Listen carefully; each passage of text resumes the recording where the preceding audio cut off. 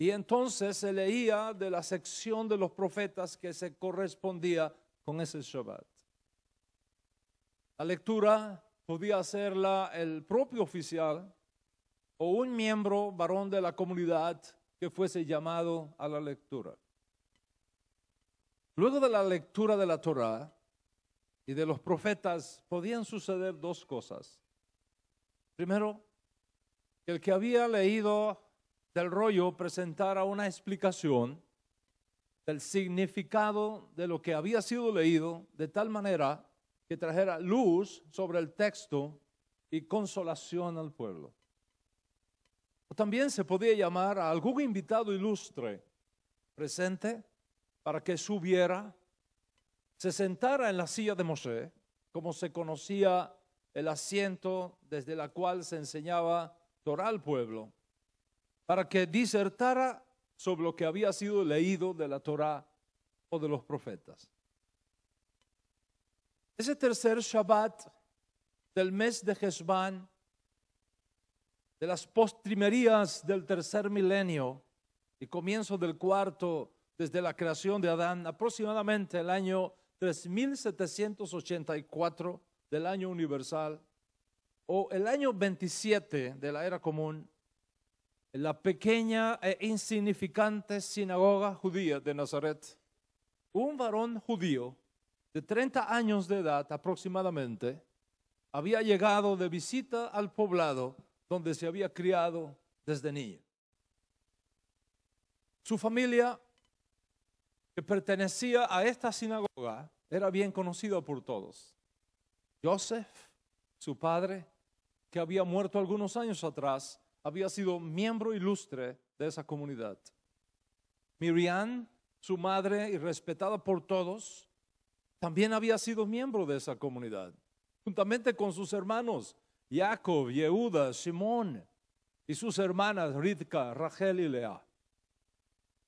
Cuando se supo que el joven Yeshua había regresado de Sfat o Safet como una cortesía típica judía de la época, el oficial de la sinagoga llamó al joven Yeshua que pasara al frente para tener el honor de leer del rollo de la Torá que se correspondía con ese Shabbat. Yeshua pasó al frente, abrió el rollo y leyó de la sección que se correspondía con este tercer Shabbat de Heshvan, donde ahora estamos. La lectura de los profetas de aquel Shabbat se halló en Isaías 61, versículos del 1 en adelante. Esto es lo que dice el texto que leyó Yeshua un día como hoy. El Espíritu del Señor Omnipotente está sobre mí, por cuanto me ha ungido el Eterno para anunciar buenas nuevas a los pobres. Me ha enviado a sanar los corazones heridos, a proclamar liberación a los cautivos, libertad a los prisioneros, a pregonar el año del favor de Hashem. Y ahí se detuvo. Enrolló el rollo, lo entregó al oficial de la sinagoga y se sentó en la silla de Moshe, mirando lentamente a cada uno de los varones judíos que allí estaban reunidos. Una energía celestial llenó el lugar. Los ojos de todos estaban atraídos sobre él. Luego el judío invitado abrió sus labios para explicar lo que había sido leído delante de sus compatriotas. Tomando cada palabra del texto leído y explicando cada iot y cada marca de cada letra de la Torá de ese texto, su valor gemátrico, las diferentes alternativas textuales, dependiendo de las vocales con las cuales uno lea, concluye su exposición diciendo: en este momento se acaba de cumplir esta palabra delante de ustedes. Y acto seguido les reveló el secreto de quién lo había ungido y para qué y cuál era realmente su identidad. Según nuestras fuentes antiguas, todos en la sinagoga quedaron impresionados de las palabras hermosas que salieron de su boca. Al concluir, no podían creerlo. ¿De dónde había aprendido todas estas cosas? ¿Quién le había enseñado a explicar la Torá de una forma tan profunda y extraordinaria y al mismo tiempo tan simple y gloriosa?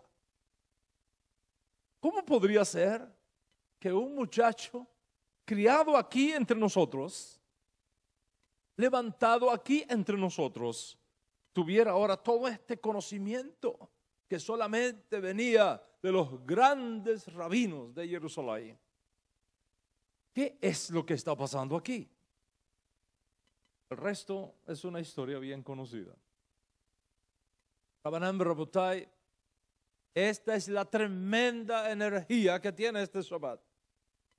Este Shabbat tercero del mes de Heshvan. Han pasado desde entonces casi 2000 años. Pero lo que sucedió en aquel pobladillo de Galilea, aquel tercer Shabbat de Heshvan, todavía sigue impactando a nuestro pueblo y al mundo. ¿Quién es realmente este hombre? ¿Quién es Yeshua ben Yosef? ¿Quién es realmente Yeshua min Nazaret? ¿Un alucinado judío que pensó ser el Mesías?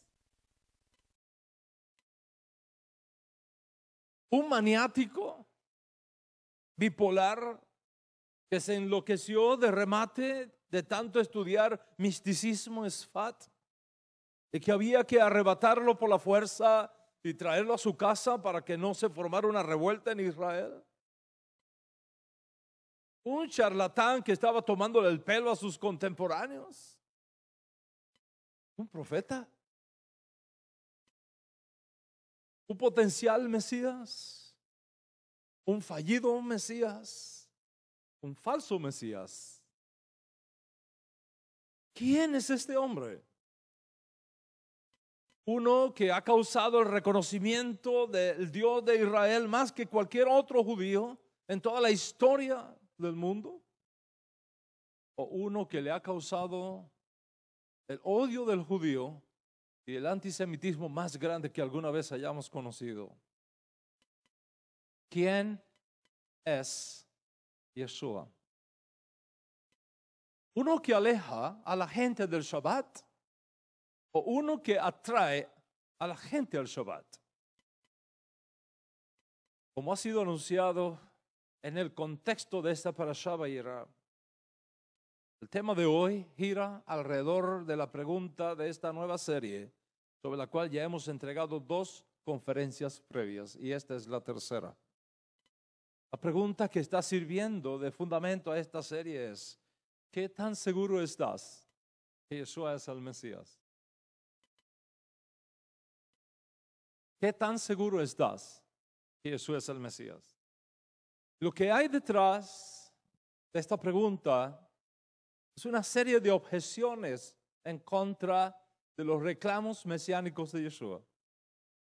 Yeshua no ha eliminado las guerras. Las vemos por todos lados. Yeshua no ha eliminado la muerte. La vemos por todos lados. Yeshua no ha eliminado la enfermedad. Acabamos de orar por los enfermos. Yeshua no ha reconstruido el tercer templo. Ahí está la explanada esperándolo. Yeshua no ha traído a los judíos del exilio de vuelta a casa. Todavía tenemos exilio. ¿Cómo puede ser el Mesías? En nuestra pasada conferencia respondimos a esta objeción llamando al hecho de que si miramos cuidadosamente la vida de Yeshua en sus 3-4 años de actividad pública en Eretz Israel, él propuso a los gobernantes de la nación de sus días en sentido general y al pueblo judío en sentido particular que si aceptaban su propuesta, la edad mesiánica sería establecida en Israel y en el mundo. Y como una demostración de su capacidad y de su autenticidad y real posibilidad en esa propuesta, creó alrededor de sí un microclima mesiánico donde todas estas cosas que ahora objetan contra Yeshua para descalificarlo como Mesías fueron hechas precisamente para ofrecer la evidencia necesaria. ¿Dónde estaba Yeshua? No había enfermos. ¿Dónde estaba Yeshua? No había hambre. ¿Dónde estaba Yeshua? No había injusticia. ¿Dónde estaba Yeshua? Había paz. ¿Dónde estaba Yeshua? No había muerte, sino resurrección. ¿Dónde estaba Yeshua? No había confusión, había esperanza. Ciertamente no reconstruyó el templo, porque lógicamente no lo podía reconstruir. Estaba reconstruido en sus días. Sin embargo, dijo algo muy interesante: destruyan este templo y en 3 días lo voy a reconstruir. ¿Qué tenemos entonces? Yeshua presentó un plan A Israel. El tiempo para establecer la edad mesiánica ha llegado. Hagan teshuvá y crean la promesa. Ese plan no fue aceptado. Yeshua tuvo que entonces acogerse al plan B, porque el plan A estaba sujeto a una condición. ¿Cuál era la condición? Que los gobernantes corruptos de Israel de aquellos días hicieran teshuvá, se volvieran a Hashem y le reconocieran públicamente como el Mesías. Lejos de hacer eso, optaron por proteger sus grandes intereses políticos y económicos y dejaron a un lado la propuesta de Yeshua. No creyeron que este muchacho venido de Nazaret, de donde no había salido ningún profeta, fuera el Mesías. Si lo hubiéramos aceptado, lo habría hecho, pero lo rechazamos. Lo alejamos de nosotros. Lo cambiamos por un gallo. ¿Qué quieres entonces?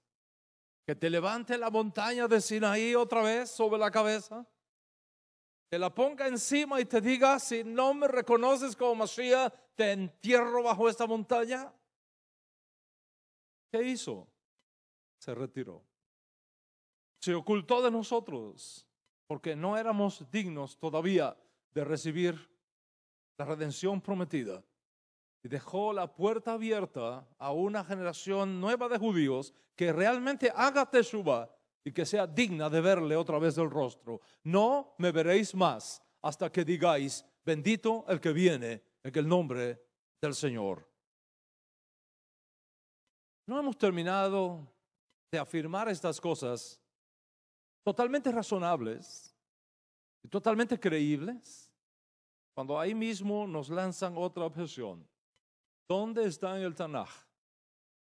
¿Dónde está en el Tanaj, en la Biblia hebrea, que el Mesías viene, se esconde y reaparece? ¿Dónde se ha enseñado alguna vez tal cosa en el judaísmo? Eso fue una estrategia de los fundadores del cristianismo. Dijeron que era el Mesías, pero como no cumplió nada de lo que está supuesto que el Mesías cumpla, entonces para corregir el error, inventaron la teoría de las 2 apariciones del Mesías. Uno que viene, se va y vuelve de nuevo. Eso es totalmente falso. ¿Dónde está en el Tanaj tal cosa? ¿Quién ha enseñado esto alguna vez en el judaísmo? Conclusión: como no veo que han sido eliminadas las guerras, como no veo que han sido eliminadas las enfermedades, como no veo que han sido eliminadas las injusticias en el mundo, como no veo que el tercer templo ha sido reconstruido, ni nada de lo que el Mesías tiene que hacer, supuestamente, según el Tanaj, entonces, lógicamente, no puedo creer que Yeshua sea el Mesías. Y como no veo nada que enseñe en el Tanaj que el Mesías viene 2 veces, una primera vez se retira y aparece de nuevo para hacer el resto, entonces no puedo creer ese cuento de hadas inventado por ustedes. Estas cosas y estos argumentos están llegando a muchos creyentes. Creyentes desinformados. Y se quedan sin palabras, creyendo estos falsos argumentos. La idea de que un Mesías que aparece, se esconde y reaparece, no es parte de la idea judía del Mesías. Lamentablemente, y para daño del alma de muchos, algunos incautos están cayendo en estos argumentos y se están desligando de Yeshua por considerarlo ahora un fallido o un falso Mesías. Primero, porque no cumplió nada de lo que está supuesto cumplir el Mesías. Y segundo, porque no hay tal cosa en el judaísmo de un Mesías que aparece, se esconde y vuelve a aparecer. Para responder a esta objeción, he estado explicando que es importante conocer cómo era la forma de interpretar la Escritura por los antiguos. Nosotros vivimos en el siglo XXI. El siglo XXI es la modernidad para nuestra generación. No podemos estudiar a los intérpretes antiguos de las Escrituras con nuestra mente moderna. Ideas que para nosotros ahora son asunto de preescolares. Eran totalmente desconocidas para el hombre hace 500 años. En el mundo antiguo, las cosas eran diferentes. En el mundo de los profetas, las cosas eran diferentes. En la época de los profetas, comparado con nuestra época, las cosas son diferentes. Cuando a un niño nuestro le duele la cabeza, lo llevamos de urgencia al hospital.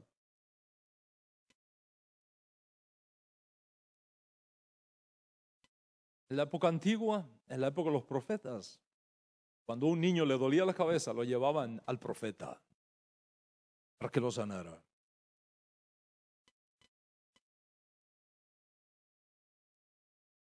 En el mundo de Yeshua y sus estudiantes originarios, las cosas eran diferentes.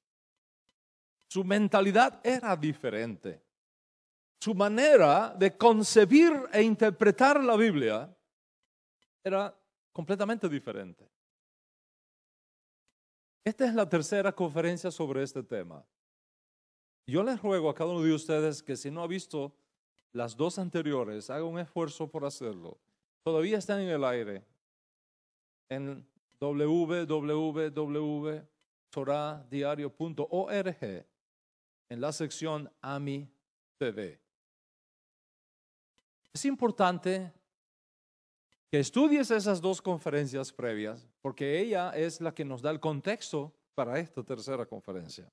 En esta conferencia pasada, yo estuve hablando de 4 modelos de interpretación que formaron parte de la mentalidad judía de los profetas antiguos a la hora de acercarse al texto sagrado. Básicamente, y por el bien del argumento, voy a repetir sintetizadamente estos 4 modelos.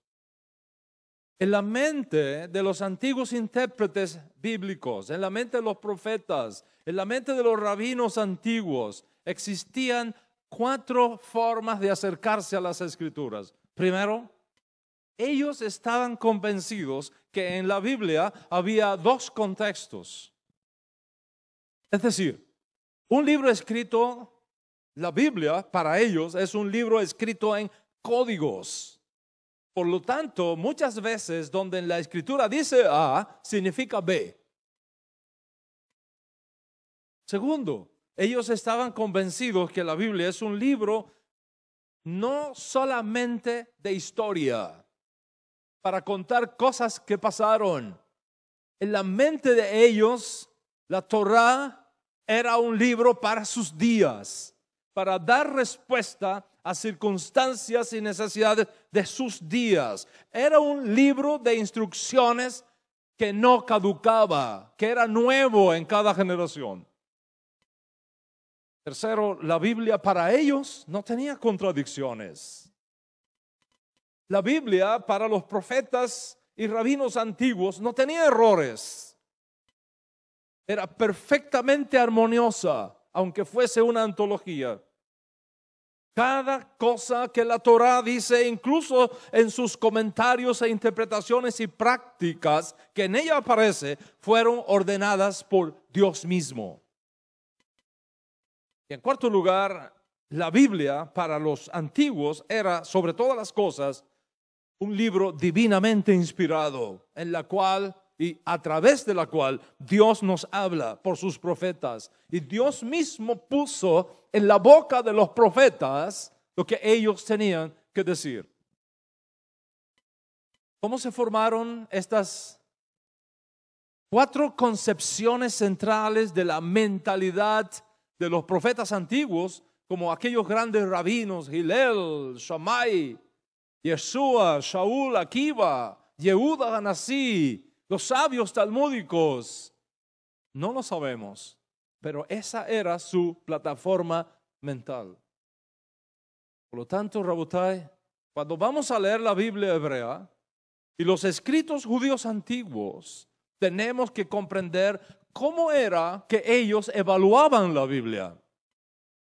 ¿Cómo era que ellos interpretaban sus escrituras? ¿Y cómo es el esquema mental que tenían cuando decían lo que decían de las escrituras? La idea de un Mesías que aparece, se esconde y reaparece, formó parte de esos modelos de interpretación de la escritura que los antiguos tenían, de su estilo y de su mentalidad. ¿Cuál es el punto que quiero hacer aquí? Primero, que todos estos argumentos modernos contra Yeshua es el producto de la mentalidad modernista de nuestra generación. Y segundo, que la manera como los antiguos solían leer e interpretar las escrituras es totalmente diferente a la manera como la erudición moderna lee e interpreta la escritura hebrea. Tan diferente era esa metodología que para la mente moderna pareciera algo ilógico, fuera de lugar. El ejemplo lo tenemos en la parashá de esta semana, donde se nos informa acerca de la Akedah, de la atadura de Isaac. La última de las 10 más extraordinarias pruebas que Hashem haya permitido pasar a un ser humano, en el caso de nuestro padre Abraham. Tanto en la parashá pasada, Lech Lechá, como esta semana Vayera, es algo impresionante lo que aquí tenemos. Piensen la Akedah, la atadura de Isaac. El texto bíblico se encuentra en Génesis capítulo 22 y voy a leer para ustedes esa sección. Preste atención. Y sucedió después de estas palabras, de estas cosas, que Dios puso a prueba a Abraham y le dijo: Abraham, aquí estoy, respondió. Y Dios le ordenó: toma tu hijo, el único que tienes y al que tanto amas, y ve a la región de Moria. Una vez allí, ofrécelo como holocausto en el monte que yo te indicaré.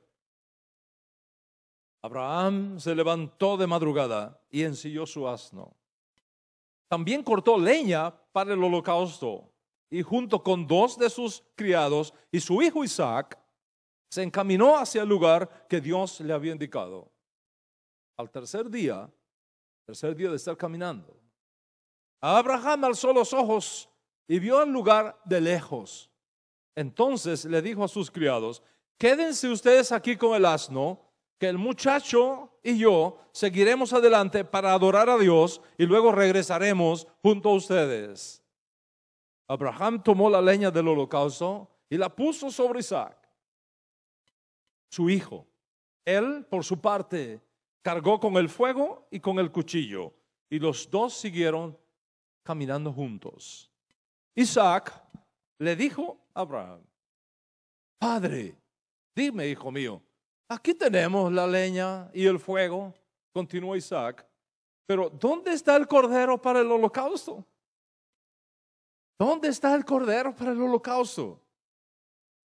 El cordero, hijo mío, lo proveerá Dios, respondió Abraham. Y siguieron caminando juntos. Cuando llegaron al lugar señalado por Dios, Abraham construyó un altar y arregló la leña. Después ató a su hijo Isaac y lo puso sobre el altar encima de la leña. Entonces tomó el cuchillo para sacrificar a su hijo. Y justamente en ese momento, un ángel del Señor le gritó desde el cielo: Abraham, Abraham, Hineni.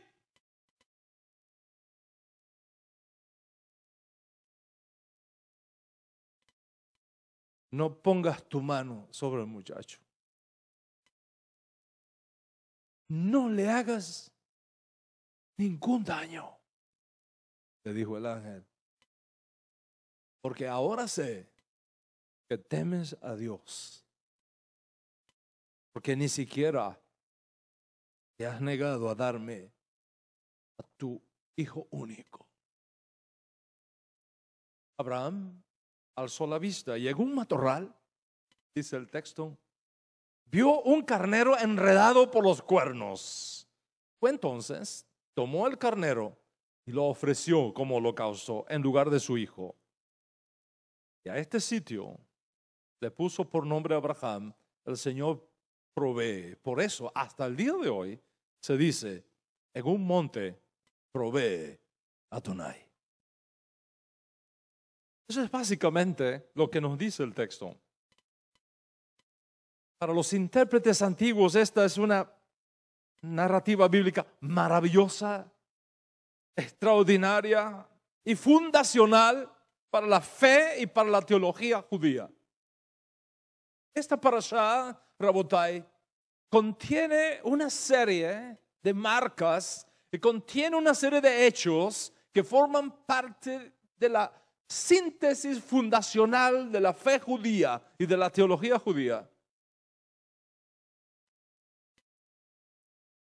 Sin embargo, para la mente moderna, que todo lo cuestiona y que le busca una respuesta racionalista, esta narrativa, lejos de ser magnífica, está llena de problemas. ¿Cuáles son estos problemas? Veamos. ¿Cómo podía Dios, incluso al nivel de una prueba, pedir a un padre que asesine a su propio hijo?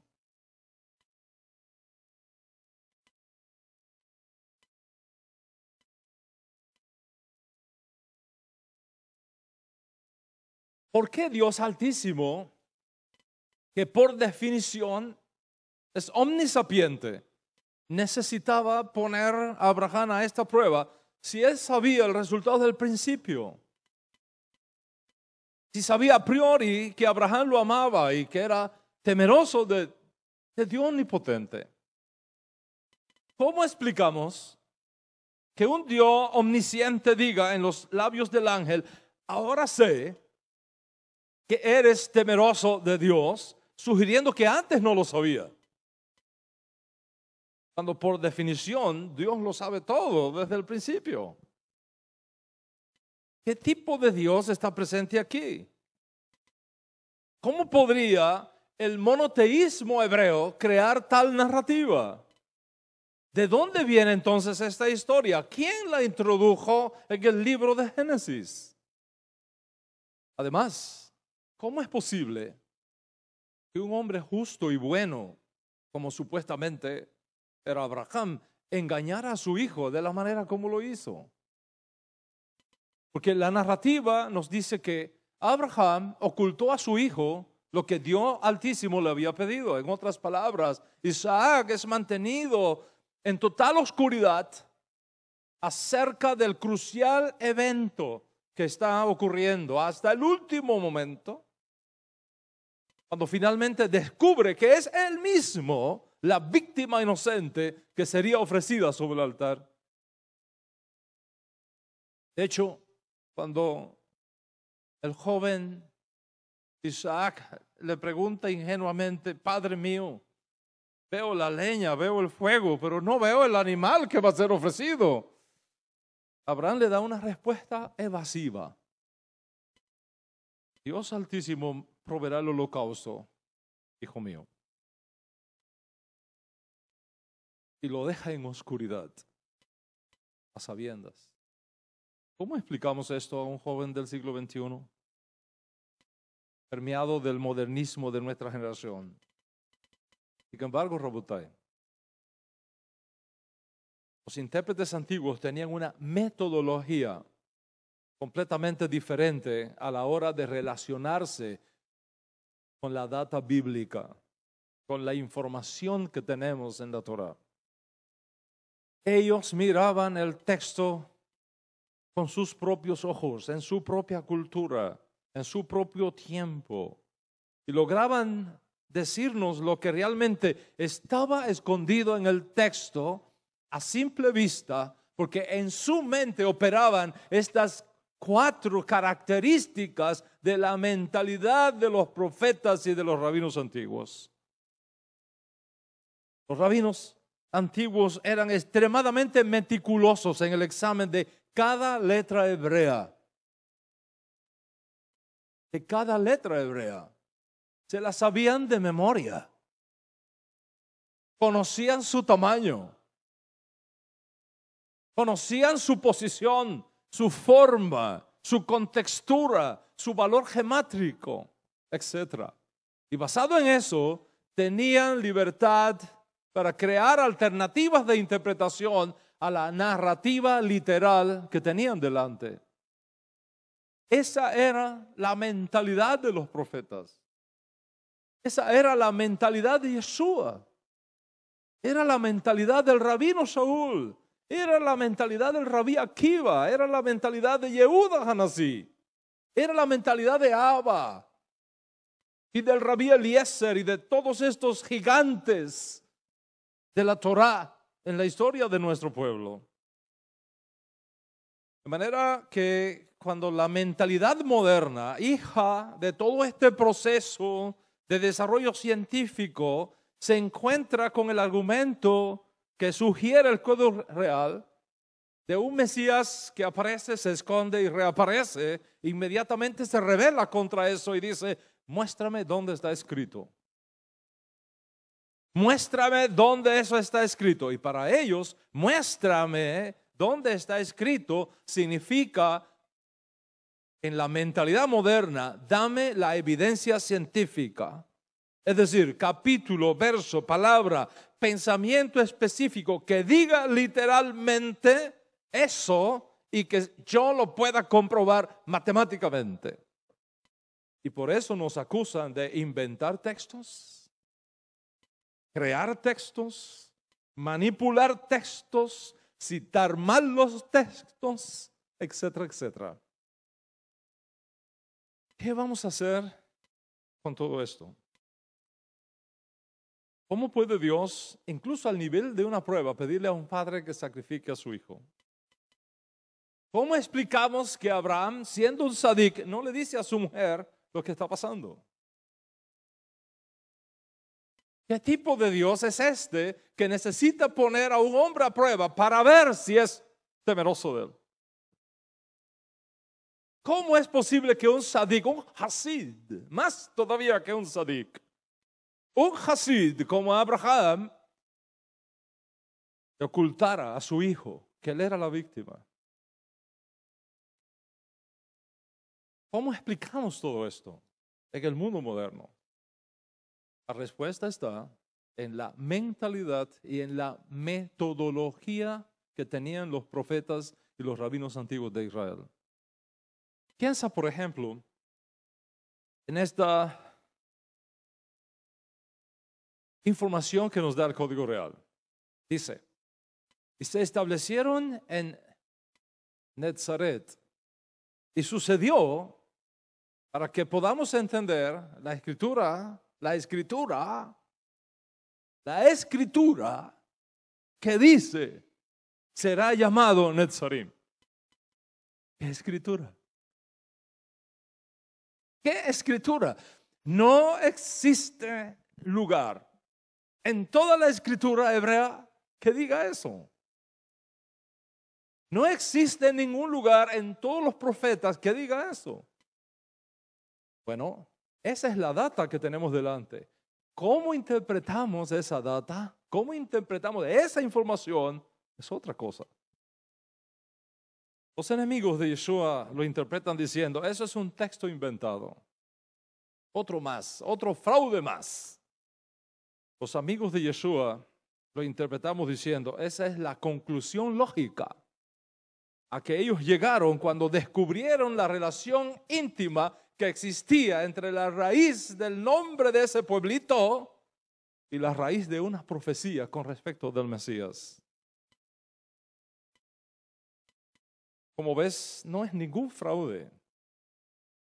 Los antiguos intérpretes encontraban palabras, nombres y hechos en el texto bíblico que nosotros no vemos. Porque el estilo y herramientas de interpretación que ellos tenían es muy diferente al que usa hoy día la ciencia moderna de la crítica bíblica.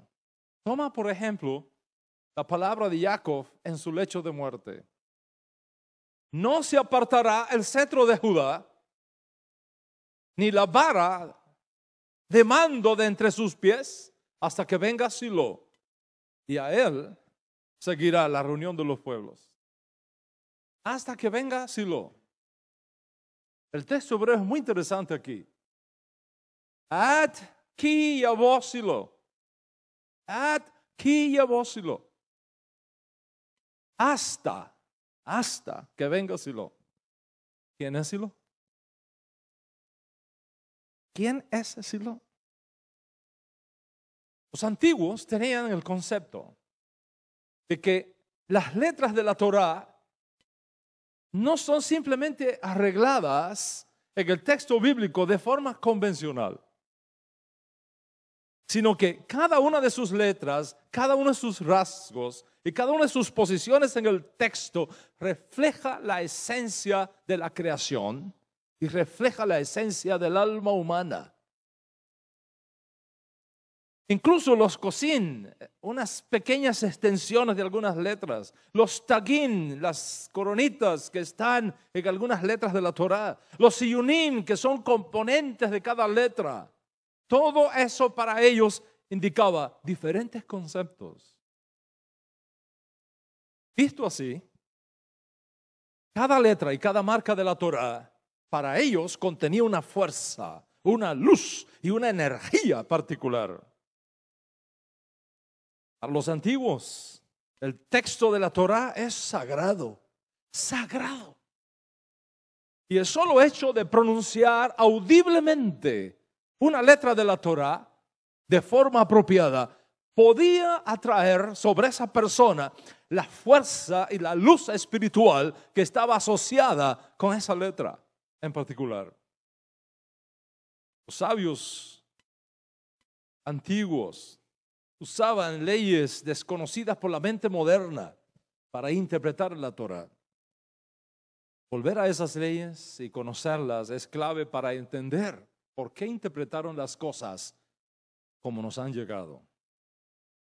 Por ejemplo, los sabios antiguos enseñaban que si tomamos la primera letra de una serie de palabras y la unimos luego, podemos encontrar una nueva palabra con un nuevo significado en el texto. Incluso algunos rabinos antiguos dividieron las 22, escucha esto, algunos rabinos antiguos dividieron las 22 letras del ABC, del Aleph Bet, del abecedario hebreo en 5 grupos. En 5 grupos. Cada uno de esos grupos estaba relacionado con un punto de la boca donde se hacía el énfasis a la hora de pronunciar esa palabra.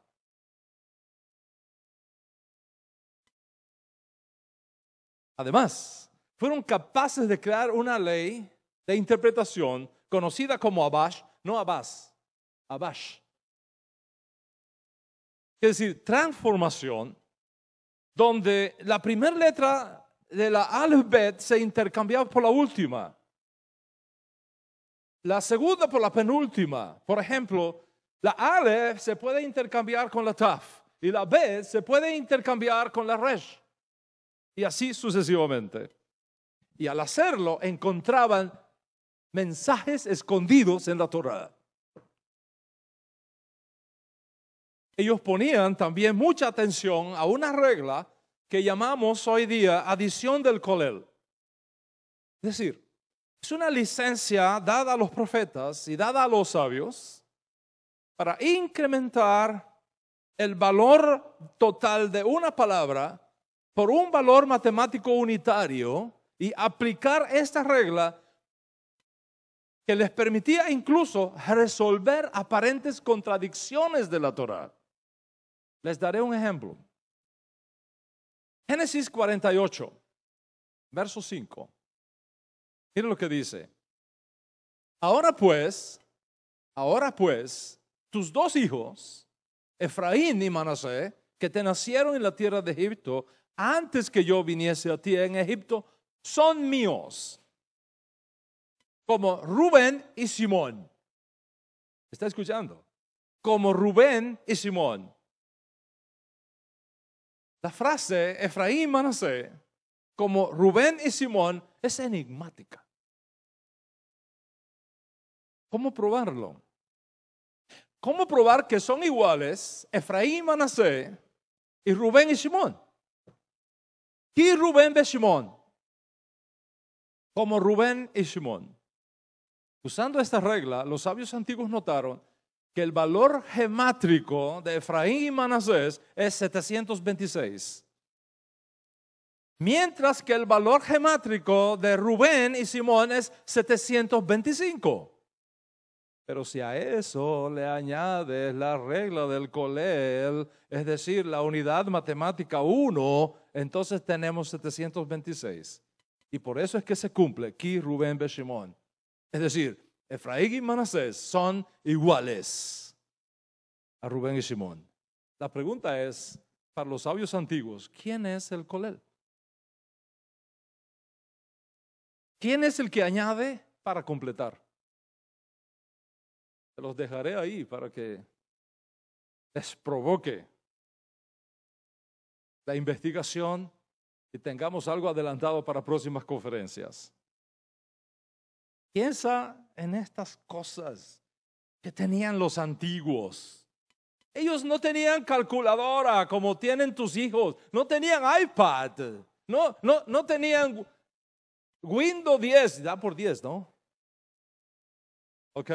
No tenían Apple, no tenían aplicaciones en el teléfono, no tenían computadoras científicas, pero tenían estas reglas, tenían estas cosas extraordinarias.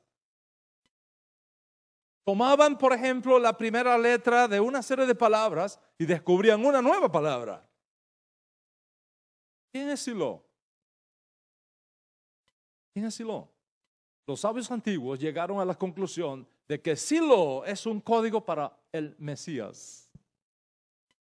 En otras palabras, aunque Mashiach no se revela abiertamente en la Torá, su nombre y sus funciones están escondidas en las codificaciones de la Torá si seguimos las reglas. Este es el caso de Silo. El Midrash, por ejemplo, que está imbuido de esta mentalidad, explica que Silo, al aplicar esta regla, no es una palabra, es una sigla para el reino es de él. Otra idea explica que Shiloh está relacionado con Shai, que significa regalo. Y por lo tanto, ellos vieron allí una referencia a los atributos del Mesías que él va a recibir y que los va a enseñar al mundo. Basado en esto, los sabios antiguos dijeron, Shiloh es uno de los nombres del Mesías.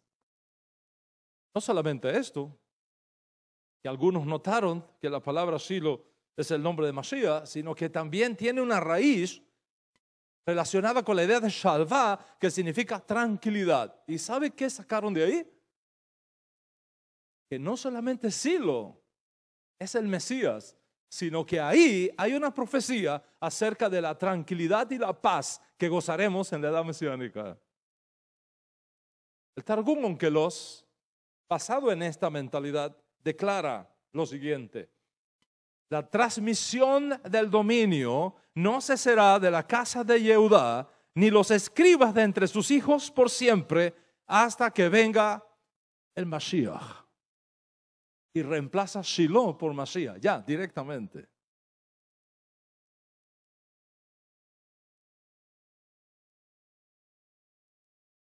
El Targum Jerusalmi del mismo modo declara, y cito, reyes no cesarán de la casa de Judá hasta la venida del rey Mesías, a quien todas las autoridades de la tierra se subordinarán. Así era como funcionaba la mente de ellos. Y esto tenemos que tenerlo en cuenta para entender por qué el Mesías que aparece, se esconde y reaparece, no es un invento cristiano para cubrir a un fallido Mesías. En primer lugar, porque no había cristianos en el mundo en los días de Yeshua. Habían judíos que seguían a un rabino llamado Yeshua. Como había judíos que seguían a un rabino llamado Hillel o Shammai o Yohanan ben Zakkai o Gamaliel, etc. Les voy a mostrar algo aquí extraordinario. En la tradición talmúdica, como está contenido en el Tratado Sanedrín, el folio 98b, dice así, y cito, el mundo fue creado para el bien del Mesías. ¿Cuál es el nombre del Mesías?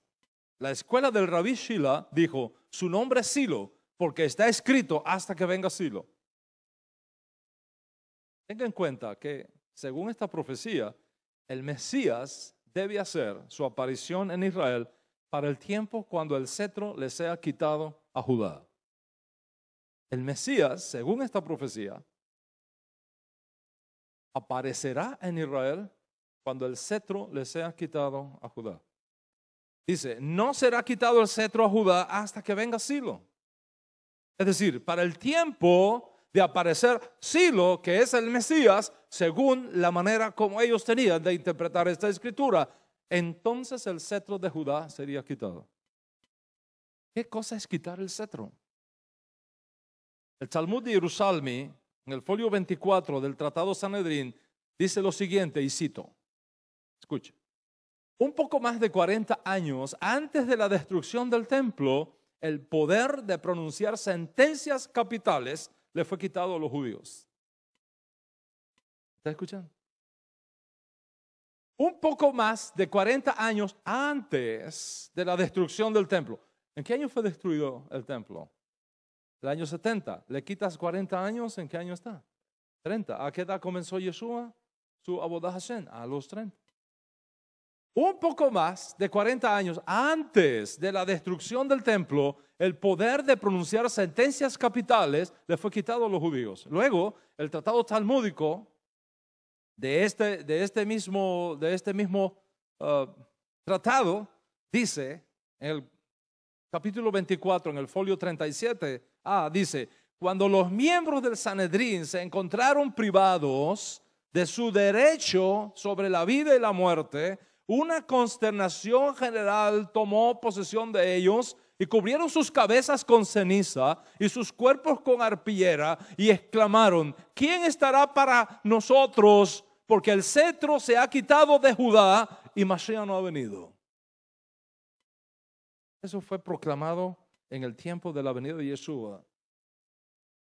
cuando ellos reconocieron que el cetro había sido quitado. Justo para entonces, cuando el cetro fue quitado en Israel al pueblo judío, que no podían condenar a nadie a muerte porque Roma le quitó ese derecho y solamente el procurador romano podía declarar la pena capital.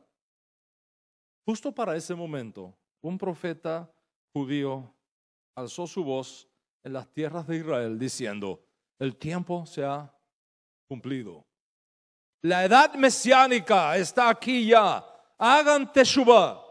Crean la promesa de la redención que nos ha sido dada. ¿Qué pasó? En vez de aceptar su propuesta y reconocerle como Mashiach, declararon: es mejor que muera un hombre y no que todo un pueblo perezca. Es mejor que muera un hombre y no que todo un pueblo perezca. Porque si no hacemos nada, todo el mundo se va a ir tras él y vendrán los romanos, van a destruir este lugar y nosotros nos vamos a quedar sin trabajo. Decisión: eliminar a Yeshua y decirle al pueblo judío: es un blasfemo, el Mesías no ha venido.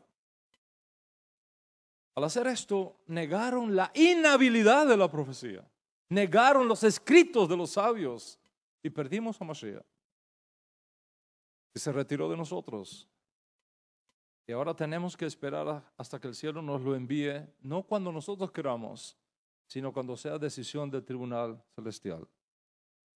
Como ves, no podemos quitar nuestros ojos de lo que los grandes profetas, los grandes escribas y los grandes rabinos de antaño nos lograron. Ellos nos legaron todo esto. Les digo algo, Rabotai, cometeríamos un grave error si nosotros rechazamos toda esta información que nos viene de los rabinos, si nosotros rechazamos toda esta información extraordinaria que nos viene de los midrashim, si nosotros rechazamos toda esta riqueza extraordinaria que nos viene del código real y de los profetas, estamos cometiendo un grave error. Estaríamos destruyendo el judaísmo completamente. Les voy a decir algo más, que lo creo con todo mi corazón y con toda mi mente. Si cae el código real, caen los profetas, cae Moshe, porque el código real está fundamentado en los profetas y en Moshe. Y si tú destruyes eso, lo aleno, lo que resta será, ¿sabe qué? Deísmo, agnosticismo, ateísmo, completa oscuridad. Tenemos que conocer lo que ellos conocían, conocer su mentalidad, conocer sus estilos, conocer sus tradiciones, antes de ir y destruir todo lo que edificaron para nosotros. Los nuevos creyentes que están buscando a Dios Altísimo en estos días se ven atrapados entonces en estas dos realidades que yo les he tratado de mostrar en la clase de hoy. Tú tienes que conocer eso. Hay dos maneras de acercarse al texto bíblico y a la interpretación de ese texto que nos ha llegado a nosotros. Y estas dos maneras son opuestas entre sí. Tenemos la manera del estilo antiguo y tenemos la manera de los modernos intérpretes que usan la ciencia bíblica como su metodología para acercarse a las escrituras. Si tú dejas que todas estas objeciones contra el código real y contra Yeshua, contra los profetas, contra la Biblia hebrea, contra Moshe Rabenu, contra David Hamelech, penetren las fronteras de tu fe y derriben las murallas de tu confianza en el texto recibido, vas a terminarlo aleno en la oscuridad del agnosticismo, del ateísmo, y tu alejamiento de Yeshua y de Moshe Rabenu será asunto de tiempo. Es cierto, no podemos escondernos a ciertas realidades encontradas por los historiadores y por los arqueólogos modernos. Es cierto, No podemos esconder la cabeza en la arena como el avestruz y pensar que no hay problemas textuales. No podemos negar el hecho de que hay una erudición moderna que está poniendo en tela de juicio la credibilidad de la Torá, la credibilidad de Moshe Rabenu, la credibilidad de Yeshua, la credibilidad del Tanaj. Hay problemas textuales. Sí, hay diferencias textuales, incluso errores textuales. ¿Cómo los vamos a interpretar? Es otra cosa. ¿Qué vamos a hacer con estas discrepancias y con estas irregularidades? ¿Y qué herramientas vamos a utilizar para explicarlas? Es otra cosa. La fuerza que está detrás de la pregunta en la mesa es indiscutible. ¿Qué tan seguro estás de que Yeshua es el Mesías? Y tarde o temprano te vas a encontrar con una artillería de misiles que contradicen la aceptada enseñanza de esta casa acerca del judaísmo y acerca de la legitimidad de los reclamos mesiánicos de Yeshua.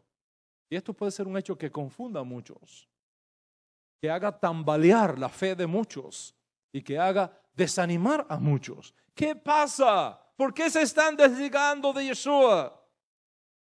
No, lo que hay que mirar es por qué en Israel es cuando más se están ligando a Yeshua.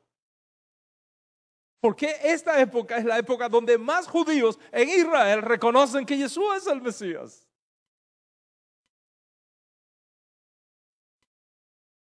No podemos escondernos a la realidad de los descubrimientos de la ciencia histórica y de la ciencia de la arqueología.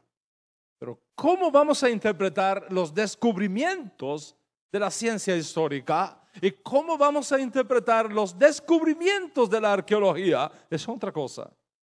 ¿Por qué? Porque yo creo firmemente que la Biblia misma es una realidad arqueológica. Entonces, ¿a quién voy a hacer más caso? ¿A una tabletica que me encontré por allá, por Irak? ¿O al texto hebreo que hemos recibido de nuestros sabios?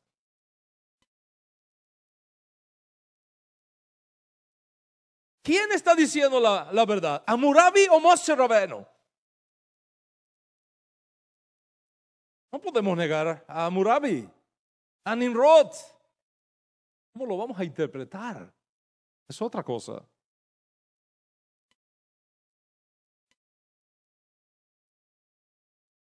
Yo doy gracias a Dios Altísimo, porque en todo este proceso de estudio intelectual, académico, de estas cosas, me ha guardado en la fe de los profetas. Y Dios en su misericordia me ha guardado en la fe de los sadiquim. Y me ha guardado del agnosticismo, del ateísmo. Y me ha guardado de desligarme de Moshe Rabenu y de desligarme de Yeshua Rabenu. Es importante entonces que respondamos a esta pregunta. ¿Es cierto que la escritura hebrea enseña que el Mesías aparece, se esconde y reaparece de nuevo? ¿Es consistente esta idea con la teología judía, con el pensamiento judío?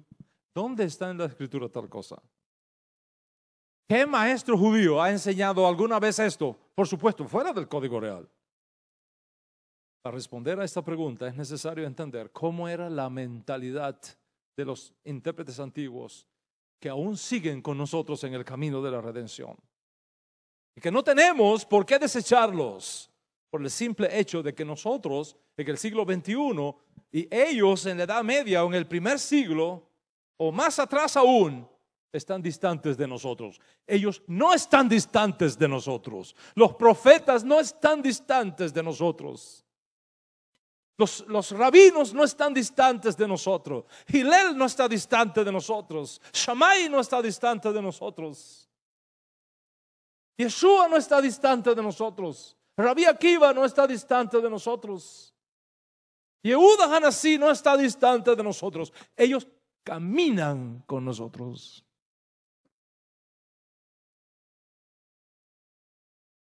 Son parte de nuestra historia. Podemos dialogar con ellos cada día.